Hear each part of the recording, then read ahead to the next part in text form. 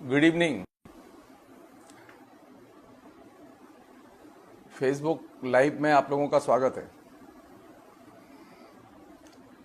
आज हम लोगों ने बातचीत का विषय रखा है राष्ट्रवाद, और राष्ट्रवाद के विभिन्न पक्षों पर संक्षेप में हम लोग बातचीत करेंगे और ये जानने की कोशिश करेंगे कि आखिर राष्ट्रवाद है क्या।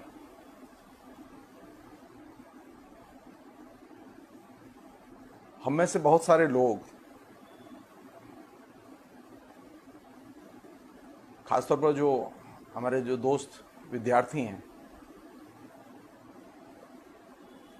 जो बीए कक्षा में पढ़ते हैं,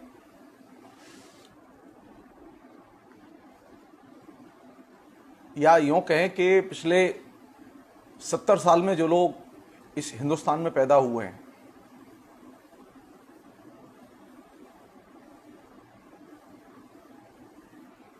और इसमें भी जो पिछले 40 साल में पैदा हुए हैं, उन लोगों के लिए राष्ट्रवाद की कोई भी जीवंत अनुभूति मिली नहीं। उनके बीच में राष्ट्रवाद की जितनी भी चर्चाएं हमें मिलती हैं, वे सारी की सारी चर्चाएं राजनीतिक प्रचार के तौर पर मिलती हैं। यह भी कह सकते हैं कि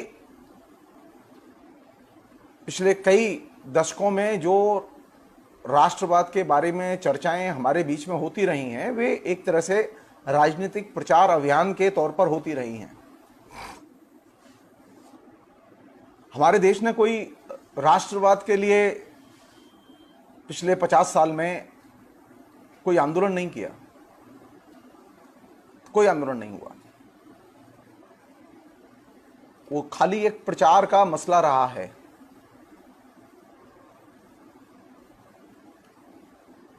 इसलिए जब राष्ट्रवाद पर बात करते हैं तो हमारे सामने जहन में पहले यह सवाल आता है कि आखिर ये राष्ट्रवाद आया कब, कैसे आया। राष्ट्रवाद पर बातें करते समय, राष्ट्रवाद पर सोचते समय, आपस में चर्चा करते समय एक चीज, बुनियादी चीज ध्यान में रखने की है कि राष्ट्रवाद एकदम आधुनिक प्रवृत्ति है, आधुनिक फिनोमिना है। मध्यकाल में राष्ट्रवाद नहीं था, प्राचीन काल में भी राष्ट्रवाद नहीं था। रजवाड़े थे, रियासतें थीं, राजा थे, बड़े बड़े राजा थे, बड़े ताकतवर राजा हुआ करते थे, लेकिन राष्ट्रवाद नहीं था। राष्ट्रवाद के पैदा होने के लिए पहली शर्त है कि देश एक राष्ट्र की इकाई के तौर पर अपने को परिभाषित करे और पेश करे। तो संयोग की बात है कि ब्रिटिश पीरियड में जब अंग्रेजों का शासन आया, तो अंग्रेजों के शासन के दौरान पहली बार भारत ने एक राष्ट्र, राज्य के तौर पर अपनी पहचान प्रस्तुत की।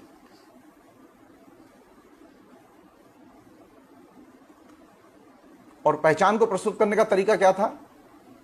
पहचान को प्रस्तुत करने का तरीका यह था कि पहली बार पूरे देश में यूनिफॉर्म ढंग से एक जैसे कानून, जिसे हम भारतीय दंड संहिता कहते हैं, एक जैसे कानून उसके तहत बनाए गए, लागू किए गए। अंग्रेजों के आने के पहले तक हमारे देश में एक जैसे कानून नहीं थे। अलग अलग राज्यों में, अलग अलग रियासतों में अलग अलग किस्म के कानून हुआ करते थे। तो राष्ट्रवाद के उदय के लिए पहली शर्त है कि राष्ट्र राज्य के तौर पर देश जन्म ले, जिसे हम नेशन स्टेट कहते हैं। और नेशन स्टेट के निर्माण में अंग्रेज कैसे थे, क्या थे, इनकी चर्चा का यहां अवकाश नहीं है और मौका नहीं है। लेकिन अंग्रेजों ने यह काम तो किया। उनकी नीयत अच्छी थी या बुरी थी, सब लोग जानते हैं कि वे साम्राज्यवाद विस्तार के लिए उन्होंने भारत पर अपना राज्य कायम किया और भारत को राष्ट्र राज्य में एक दूसरे से जोड़कर पेश किया। और ये करते समय अंग्रेजों के सामने अनेक चुनौतियां थीं। अनेक दिक्कतें थी। पहली चीज यह कि जो सरकार आई आधुनिक काल में, और वो संयुक्त से अंग्रेजों की सरकार थी, और अंग्रेजों की सरकार का जो औद्योगिक चरित्र था, यानी उनके शासन के आने के बाद पहली बार हमारे यहां पूंजीवादी तरीके से विकास के रास्ते को चुना गया।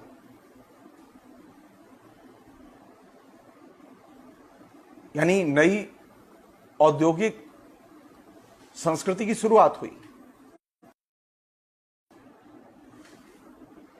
पहले हमारे यहां उद्योग थे, लेकिन वो पुराने किस्म के उद्योग थे, जिसमें कि हथकरघा उद्योग था, उसमें और दूसरे किस्म के ट्रेडिशनल उद्योग थे जिसमें मजदूर कारीगर काम करते थे, और वे स्थानीय खपत को पूरा करने में वे उद्योग मदद करते थे, स्थानीय जरूरतों को पूरा करने में मदद करते थे।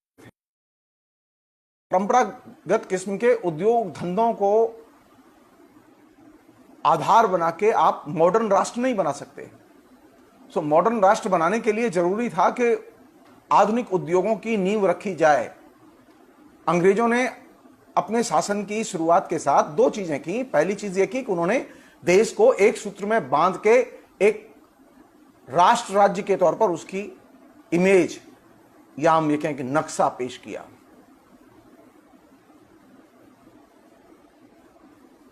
और इसका पर्पज यह था कि भारत को एक उपनिवेश के तौर पर, एक गुलाम देश के तौर पर ब्रिटिश साम्राज्यवाद के तहत रखना। इसका पर्पज यह नहीं था कि भारत एक संप्रभु राष्ट्र की तरह, एक स्वतंत्र राष्ट्र की तरह काम करे।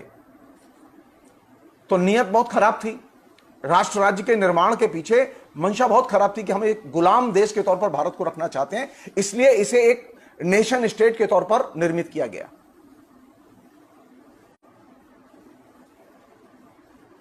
लेकिन इस बैड इंटेंशन के बावजूद भी, एक बुरी मंशा के बावजूद भी, यह एक बहुत महत्वपूर्ण कदम था और क्रांतिकारी कदम था।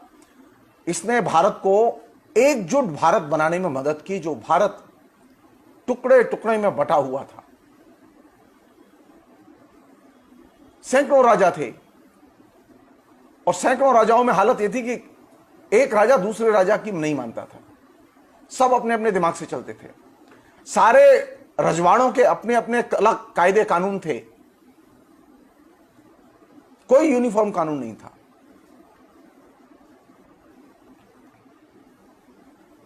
तो बुरी ही मंशा से सही, लेकिन एक अच्छा काम हुआ कि भारत एक राष्ट्र राज्य के तौर पर निर्मित हुआ। और दूसरी चीज जो घटी अंग्रेजों के आने के बाद, वो ये थी कि आधुनिक उद्योग धंधों की शुरुआत हुई ईस्ट इंडिया कंपनी के तहत। और तीसरी पर घटना यह घटी कि आधुनिक प्रिंट टेक्नोलॉजी, छापे खाने की मशीन, प्रिंटिंग प्रेस भारत में आया, और इसने अखबार और पत्र पत्रिकाएं और पुस्तक, इसके प्रकाशन की शुरुआत की।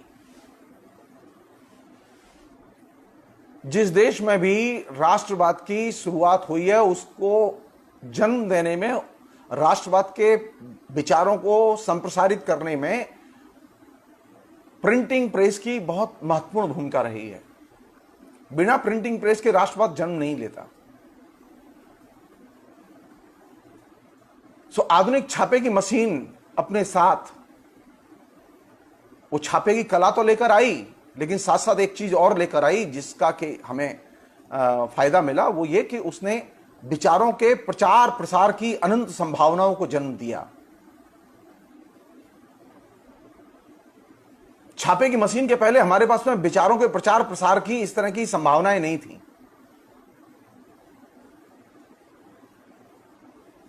अब एक अखबार में कोई खबर छपती थी, कोई एडिटोरियल छपता था, कोई लेख छपता था, और वह अखबार दूसरे दिन वितरित होता था, तो पूरे देश में उस विचार का प्रसार होता था। और ये इस तरह से पूरे देश में विचार के प्रसार की पहले कोई व्यवस्था नहीं थी। आधुनिक राष्ट्र के आने के साथ आधुनिक उद्योग आए, और आधुनिक उद्योग आए पुराने उद्योग धंधों को नष्ट करते हुए, और आधुनिक उद्योगों के साथ साथ आई प्रिंट रिवॉल्यूशन। और इस प्रिंट रिवॉल्यूशन ने आधुनिक राष्ट्रवाद के विचार के जन्म की संभावनाओं को सबसे पहले पैदा किया। मसलन अगर कहीं देश में कहीं कोई घटना घटती थी तो उसकी पूरे देश को खबर मिलती थी, सारे देश में पूरे के खबर। पहले ऐसा नहीं होता था, जहां घटना घटती थी वो आसपास के इलाके में 2-4-10-5 किलोमीटर के बीच में वो खबर घूम के रह जाती थी। तो छापे की मशीन के आने के बाद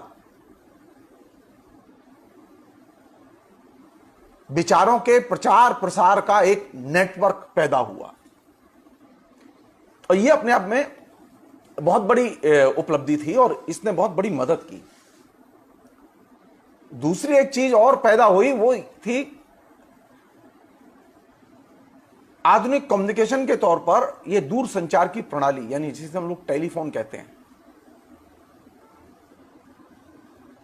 1820 के बाद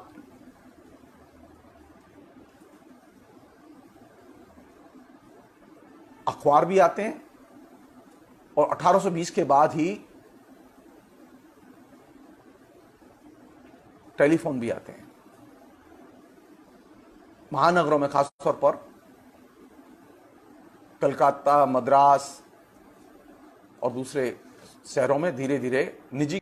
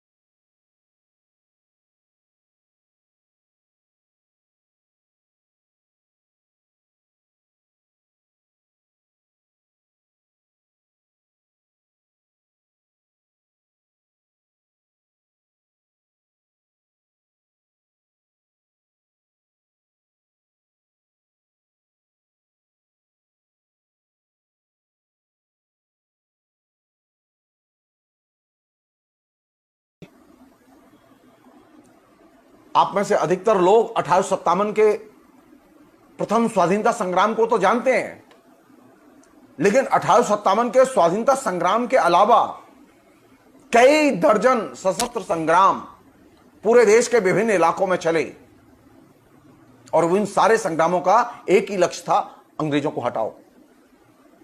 क्योंकि अंग्रेजों की नीतियों की वजह से देश में भयानक अकाल पड़े। 1770 के पहले हिंदुस्तान में अकाल नहीं पड़े, मुगलों के शासन में अकाल नहीं पड़े, और कभी कोई रेयर घटना घटी, एक दो घटनाएं घटी थी, लेकिन सबसे अधिक अकाल किस पीरियड में पड़े? अंग्रेजों के जमाने में।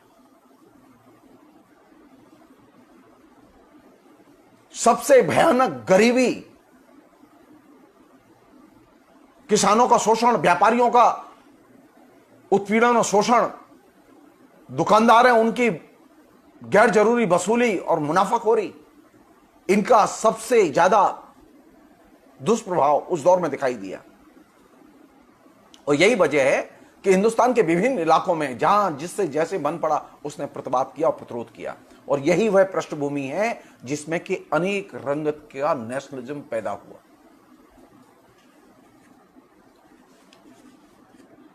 किसी भी देश में, और भारत जैसे देश में जहां के बहुसांस्कृतिक, बहुभाषी समाज है, बहुधार्मिक समाज है, राष्ट्रवाद एक तरीके का नहीं हो सकता और एक रंग का नहीं हो सकता। यहां ऐसे भी लोग थे जो कि धर्म के आधार पर सोचते थे और ऐसे भी लोग थे जो धर्म के आधार पर नहीं सोचते थे। राष्ट्रवाद का आधार ऐसे भी लोग थे जो धर्म के आधार पर मानते थे, लेकिन ऐसे लोग ज्यादा थे जो धर्म के आधार पर राष्ट्र को नहीं देखते थे। वे आम जनता की एकता को आधार बना के राष्ट्रवादी भावनाओं को व्यक्त करते थे और अंग्रेजों के खिलाफ में एकजुट होते थे।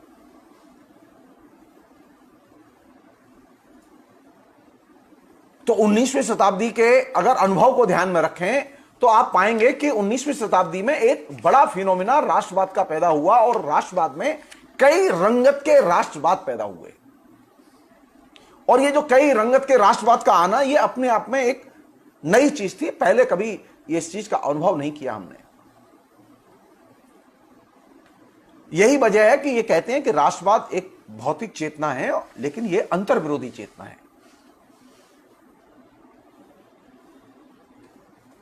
और ये अंतर्विरोधी इसलिए क्योंकि इसका बहुजाति जो हमारा समाज है, बहुसांस्कृतिक जो समाज है, उसके साथ में गहरा संबंध है।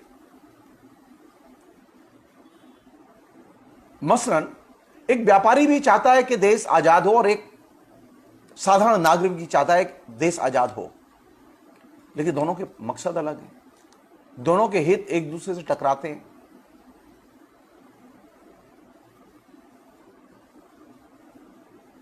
इसलिए राष्ट्रवाद में यह संभव है कि एक ही राजनीति में अंतर्विरोधी चीजें हों। एक अन्य चीज जो राष्ट्रवाद के दौर में पैदा हुई वो ये कि राष्ट्रवादी होने के लिए पहली शर्त है कि पहले आप राष्ट्र को तो जानें, समाज को जानें, जिस देश में पैदा हुए उस देश को जानें। इन दिनों एक प्रवृत्ति पिछले 30-40 साल में जो पैदा हुई है समाज में, वो ये कि लोग राष्ट्रवाद की तो बात करते हैं लेकिन राष्ट्र को जानते नहीं है। वो चाहते तो एक देश में राष्ट्रवाद आए, वे लोग आपके बीच में आके राष्ट्रवाद की हिमायत तो करते हैं, लेकिन वो देश को जानते नहीं है। अच्छा राष्ट्रवादी वह जो सबसे गहराई से राष्ट्र को जानता हो, समाज को जानता हो।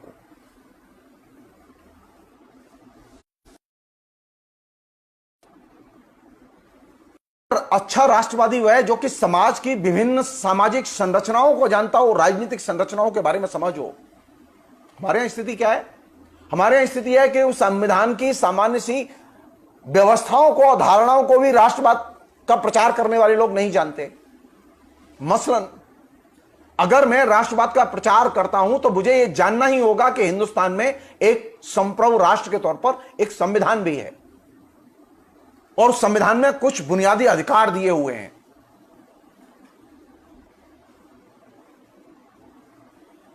उस संविधान के तहत हिंदुस्तान में कुछ राजनीतिक प्रशासनिक संरचनाएं कॉन्स्टिट्यूशनल संस्थान, संवैधानिक संस्थान काम करते हैं, जिसमें संसद है, विधानसभा है, न्यायपालिका है, ये तमाम चीजें हैं, जिसमें अभिव्यक्ति की आजादी है, जिसमें आवागमन की आजादी है, जिसमें शादी ब्याह की आजादी है, जिसमें व्यापार करने की आजादी है, जिसमें वोट देने की आजादी है, जिसमें बोलने की आजादी है, लिखने की आजादी है, ये तमाम चीजें संविधान ने हमें दी हैं।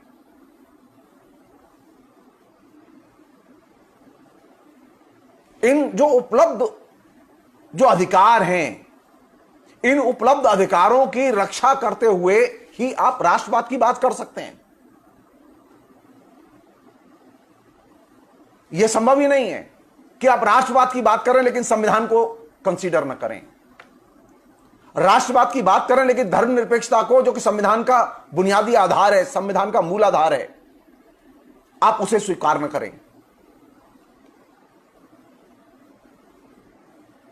हमारा संविधान क्या कहता है? हमारा संविधान यह कहता है कि भारत एक संप्रभु राष्ट्र है और धर्मनिरपेक्ष राष्ट्र है। हमारे राष्ट्र का आधार न तो धर्म है, न नस्ल है, न जाति है। हमारे राष्ट्रवाद का आधार क्या है? जनता, जनता और सिर्फ जनता और धर्मनिरपेक्ष दृष्टिकोण। और हमें चाहिए क्या? लक्ष्य क्या है हमारा? हमारा लक्ष्य है लोकतांत्रिक समाज का निर्माण करना। अब लोकतांत्रिक समाज के निर्माण के लिए और संविधान में व्यक्त और उपलब्ध अधिकारों की रक्षा के लिए अगर राष्ट्रवाद का प्रचार होता है तो वह काम का है। लेकिन अगर राष्ट्रवाद का प्रचार होता है, कोई भी करे, XYZ कोई भी दल करे इस बात को, XYZ कोई भी व्यक्ति करे इस बात को, कि वह संविधान में प्रदत्त अधिकारों पर तो हमले करे। मसलन आप अंतरजातीय विवाह करना चाहें और वो आपको अंतरजातीय विवाह न करने दें और कहें कि हम राष्ट्रवादी हैं, तो ये एक्सेप्टेबल नहीं है। इसे राष्ट्रवाद नहीं कहते, बल्कि इसे संविधान की नजर में अपराध कहते हैं। राष्ट्रवाद वह जो कि संविधान में उल्लिखित अधिकारों और संरचनाओं का सम्मान करे, उनका विस्तार करे, संविधान के जो अभिप्सित लक्ष्य हैं उन लक्ष्यों को अर्जित करने में मदद करे। लोकतंत्र, धर्मनिरपेक्षता और समाजवाद को हासिल करना, यह प्रेमबल का लक्ष्य है। और इस लक्ष्य की संगति में ही आप अपनी बहुत सारी धारणाएं, इंक्लूडिंग नेशनलिज्म की धारणा, इसे भी परिभाषित कर सकते हैं। हम ये नहीं कह सकते कि लोग राष्ट्रवादी ढंग से न सोचें, लोग सोच ही सकते हैं। लोग ऐसे भी हो सकते हैं जो धर्म के आधार पर राष्ट्र के बारे में सोचें, ऐसे भी लोग हो सकते हैं जो कि किसी और नजरिए से राष्ट्र के बारे में सोचें, क्योंकि हमारे यहां सोचने की आजादी है। हमारे यहां सोचने की नहीं, बोलने की भी आजादी है, और जो विचार आप सोचते हैं उसके आधार पर संगठित करने की भी आजादी है। लेकिन हमारे यहां संविधान में उल्लिखित अधिकारों का हनन करने की आजादी नहीं है। आप अपने धर्म का तो प्रचार कर सकते हैं, आप अपनी राजनीतिक दल का प्रचार कर सकते हैं, लेकिन आप संविधान में उल्लिखित जो अधिकार हैं उनका हनन करने के लिए प्रचार नहीं कर सकते, क्योंकि संविधान में जो उल्लिखित अधिकार है, और यह संविधान एज ए सच, धर्मनिरपेक्षता एज ए सच, इसको हमने बड़े संघर्षों के बाद अर्जित किया है। तो 1947 के पहले जब देश आजाद नहीं था तो हमारे पास में अपना कोई संविधान नहीं होता था, हमारे पास कोई अधिकार नहीं होते थे, हम गुलाम देश थे। तो हमारे यहां राष्ट्रवादियों की विभिन्न धाराओं की जो मुठभेड़ थी वो अंग्रेजों के साथ थी, ब्रिटिश साम्राज्यवाद के खिलाफ थी। उसमें वे लोग भी थे जो उदारवादी राष्ट्रवादी थे, वे लोग भी थे जो उग्र राष्ट्रवादी थे, वे लोग भी जो धार्मिक राष्ट्रवादी थे, जो पुनरुत्थानवादी चेतना से प्रभावित थे। और सबका एक ही लक्ष्य था, किस तरह से अंग्रेजों के गुलामी से मुक्त किया जाए देश को। लेकिन जब देश मुक्त हो गया और स्वतंत्रता को हमें कॉन्स्टिट्यूशनल राइट के तौर पर, यानी हमारे अस्तित्व का अधिकार हमें दे दिया गया, स्वतंत्र रूप से जीने और सोचने का अधिकार हमारा संविधान ने जब हमें दे दिया, तो अब हमारी चुनौती यह थी कि इस अधिकार का विस्तार कैसे किया जाए, लोगों के बीच में इसे कैसे ले जाएं।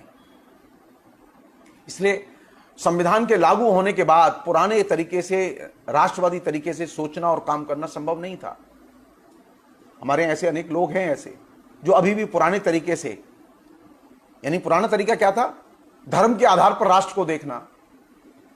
हमारे यहां धर्म के आधार पर राष्ट्र को देखने के नजरिए को संविधान सभा ने, संसद ने एक सिरे से ठुकरा दिया।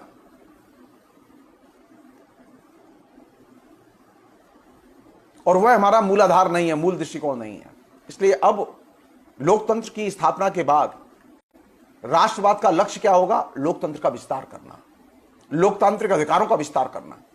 अगर इस संगति में राष्ट्रवाद की परिभाषाएं और राष्ट्रवाद की प्रवृत्तियां अगर हमारे बीच में आती हैं तो वे स्वागत योग्य है। लेकिन अगर राष्ट्रवाद की प्रवृत्तियां लोकतंत्र के विकास की बजाय उसे और ज्यादा संकीर्ण बनाएं, और ज्यादा संकुचित बनाएं, लोकतंत्र के अधिकारों को, संविधान प्रदत्त अधिकारों को और ज्यादा सीमित करें या उनका हनन करें, तो वे राष्ट्रवाद की प्रवृत्तियां एक्सेप्टेबल नहीं है। जैसा कि मैंने आपसे कहा कि एक साधारण उदाहरण दिया कि एक यंग लड़के लड़की को अपनी इच्छा से, जो वयस्क हैं, कानूनन अपनी इच्छा से शादी करने का हक है। लेकिन अगर कोई राष्ट्रवादी समूह इसको बाधित करे,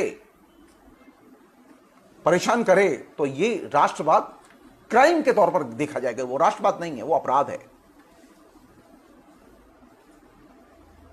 तो हमारे यहां अभी पिछले 40 साल में ऐसे ग्रुप पैदा हुए हैं, ऐसे लोग हैं, ऐसे राजनीतिक दल हैं, ऐसे विचारधारा के रूप हैं जो पुराने तरीके से, जो 47 के पहले थे, लेकिन 47 में अब वो, 47 के बाद अब वो एकदम प्रासंगिक नहीं रह गए, लेकिन वो अभी भी पुराने तरीके से समाज को देखना चाहते हैं और चलाना चाहते हैं, जो कि एक्सेप्टेबल नहीं है।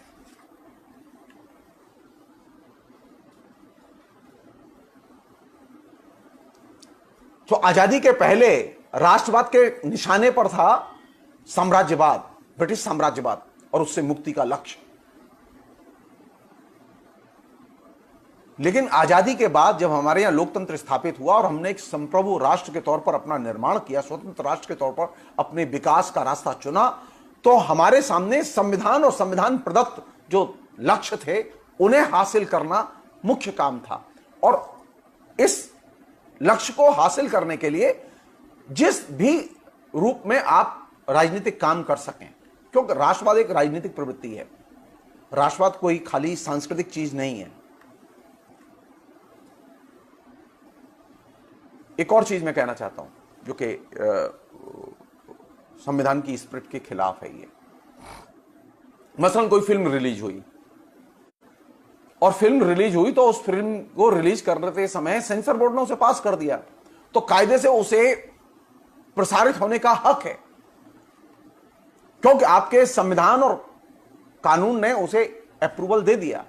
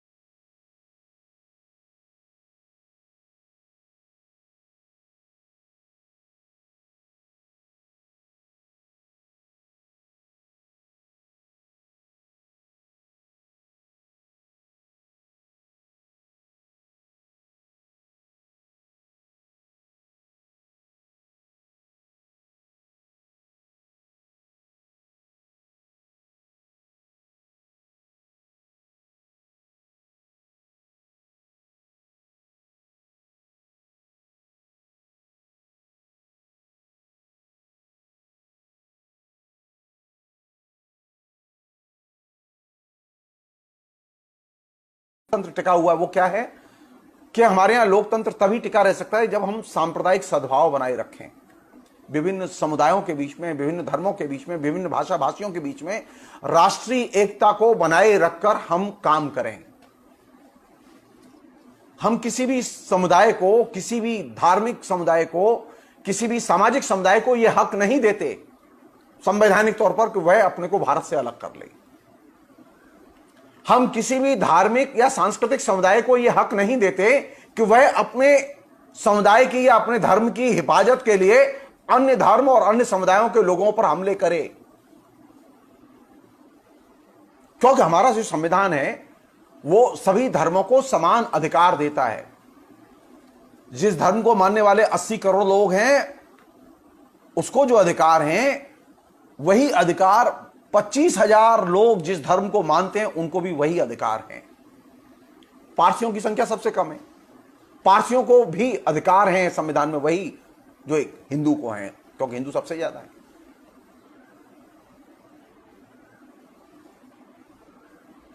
क्या हम ये कह सकते हैं कि नहीं जो गैर हिंदू लोग हैं उन्हें अधिकार नहीं होंगे?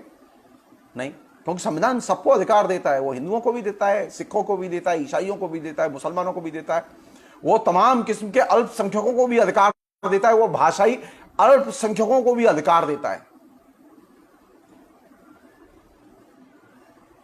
छोटे छोटे छोटे छोटे जो तमाम समूह हैं जो कि आदिवासियों में हैं उनको भी अधिकार देता है, उनके भी संवैधानिक अधिकारों को प्रोटेक्ट करता है।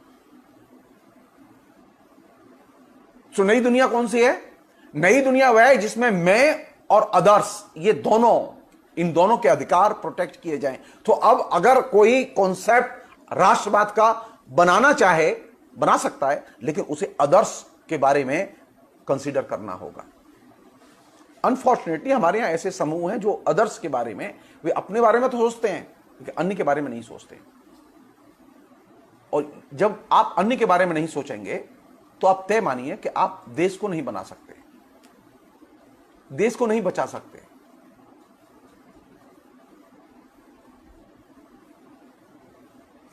लोकतंत्र में अन्य बहुत महत्वपूर्ण है। मैं तो है ही, लेकिन अन्य भी महत्वपूर्ण है। मैं और अन्य के बिना लोकतंत्र नहीं बनता। आयरनी है कि हमारे यहां जो राष्ट्रवाद का जो प्रचलित फॉर्मेट है जो लोकतंत्र के बीच में विकसित हुआ है, विभिन्न संगठन है उसमें, मैं नाम नहीं लेना चाहता, आप लोग जानते हैं, नहीं जानते हैं तो थोड़ा खोजेंगे। तो वहां मैं तो महत्वपूर्ण है, यानी मेरा धर्म, मेरा दृष्टिकोण, मेरी धारणा, मेरी मान्यता, ये तो महत्वपूर्ण है। लेकिन अन्य का दृष्टिकोण, अन्य का धर्म, अन्य की मान्यताएं, ये वो कंसीडर ही करने के लिए तैयार नहीं है। तो जाहिर है कि टकराहट होगी, और इस टकराहट में नुकसान किसका होगा? संविधान का, संवैधानिक मान्यताओं का, कानून का, कानून के शासन का।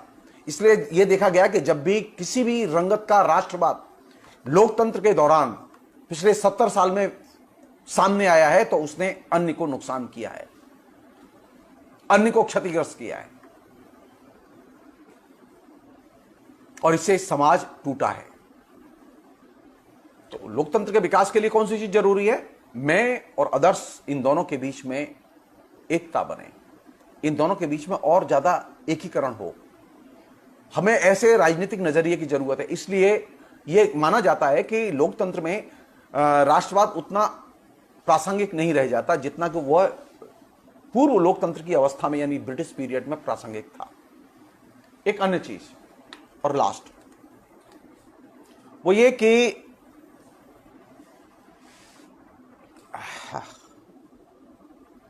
हमें यह भी जानना होगा कि राष्ट्रवाद के विकास के लिए जो चीज हम लोग करना चाहते हैं, हम राष्ट्रवाद का विकास किस लिए करना चाहते हैं? देश को शक्तिशाली बनाने के लिए। तो देश को शक्तिशाली कैसे बनाया जा सकता है? देश को शक्तिशाली तभी बना सकते हैं कि जो देश में सबसे गरीब है, जिसे अंतिम आदमी कहते हैं, जो सबसे गरीब है, उस गरीब के विकास के बारे में पहले सोचा जाए। देश ताकतवर उससे नहीं बनता कि आपने अमीर के बारे में क्या सोचा। देश ताकतवर तब बनता है जब आप गरीब के बारे में सोचते हैं और गरीब के विकास के बारे में आप संसाधन जुगाड़ करते हैं। तो अगर हमारे यहां राष्ट्रवाद का लक्ष्य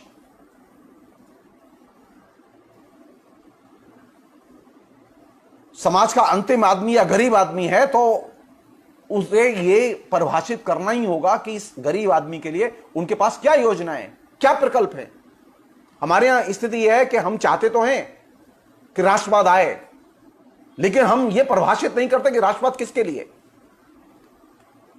तो लोकतंत्र में राष्ट्रवाद के उठे हैं वे अंततः कारपोरेट घरानों और अमीर लोगों की मदद के लिए उठे हैं। उन्होंने गरीब के लिए और गरीब के उत्थान के लिए कोई योजना और प्रकल्प सामने नहीं रखे।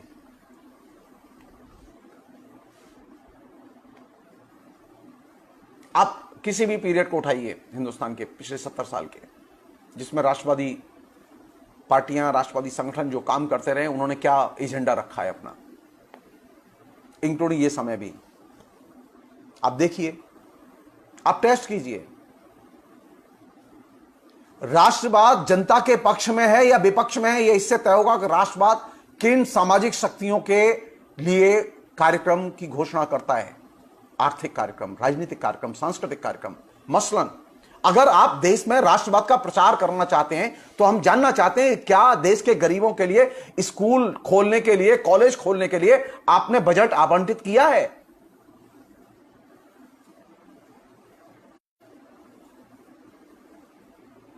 क्या पिछले 20 साल में, 25 साल में, 30 साल में स्कूली शिक्षा का विस्तार हुआ है? कॉलेज शिक्षा का विस्तार हुआ है? आप लोग दिल्ली में रहते हैं, दिल्ली में पढ़ते हैं, तो दिल्ली में आपको अच्छे कॉलेज दिखाई देते हैं, अच्छी बिल्डिंग दिखाई देती है। आप जाइए उत्तर प्रदेश, आप जाइए बिहार, आप जाइए उड़ीसा, महाराष्ट्र, आप हिंदुस्तान के तमाम दूसरे इलाकों में जाइए, तो आपको मालूम पड़ेगा कि पिछले 25-30 साल में पूरी की पूरी कॉलेज व्यवस्था, कॉलेज सिस्टम एकदम नीचे तक ध्वस्त हो चुका है।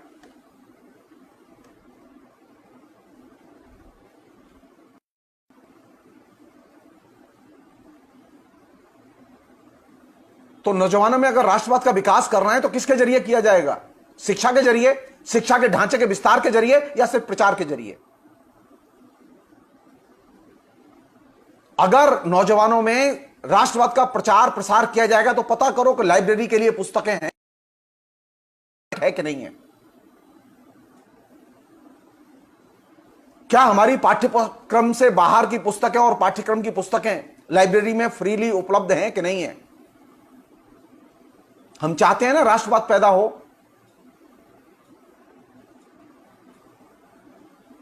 तो कॉलेज की लाइब्रेरीज में पुस्तकें होनी चाहिए कि नहीं होनी चाहिए? क्या राष्ट्रवाद सिर्फ अशिक्षितों के लिए है? क्या अशिक्षित बनाए रखने के लिए है?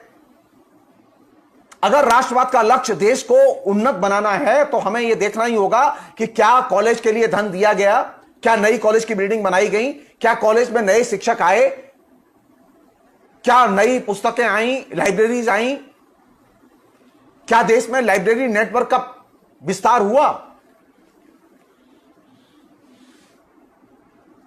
तो राष्ट्रवादी चेतना पैदा कैसे होगी?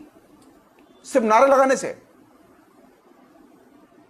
वो चाहे हिंदू राष्ट्रवाद की हिमायत करें, चाहे इस्लामिक राष्ट्रवाद की हिमायत करें, या ईसाइयत के राष्ट्रवाद की हिमायत करें, किसी भी रंगत के इस राष्ट्रवाद की हिमायत करने वालों से बार बार एक ही सवाल पूछो कि राष्ट्रवाद का विकास से कोई संबंध है कि नहीं है। और विकास से संबंध है तो बताओ कि शिक्षा पर कितना खर्च हुआ है।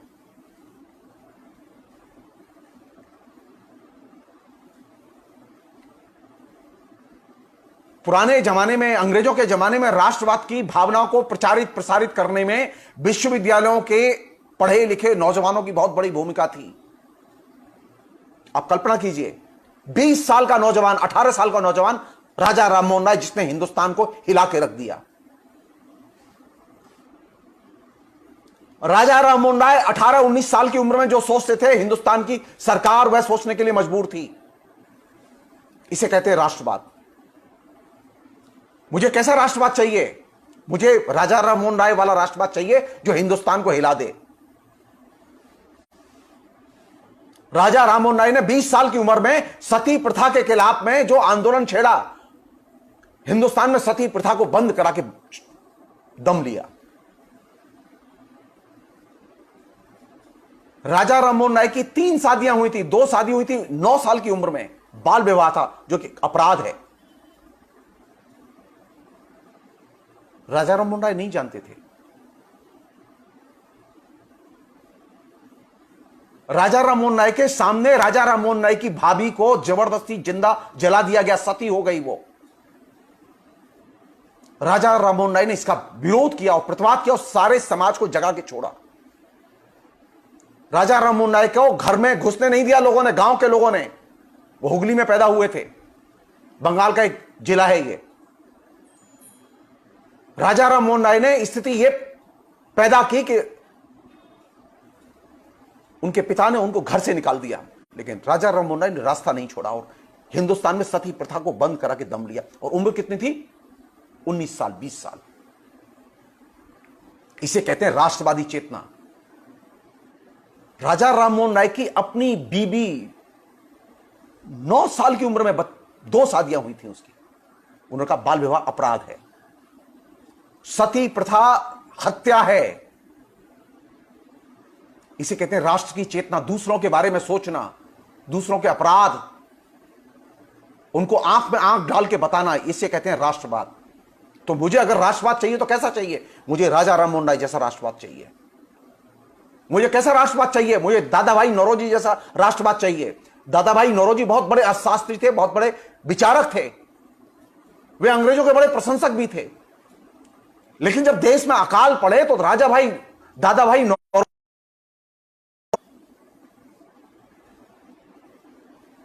अकाल के जरिए जो करोड़ों लाखों लोग प्रभावित हुए और लाखों लोग मर गए, इसको लेकर अंग्रेजों के खिलाफ जम के लिखा, बोला।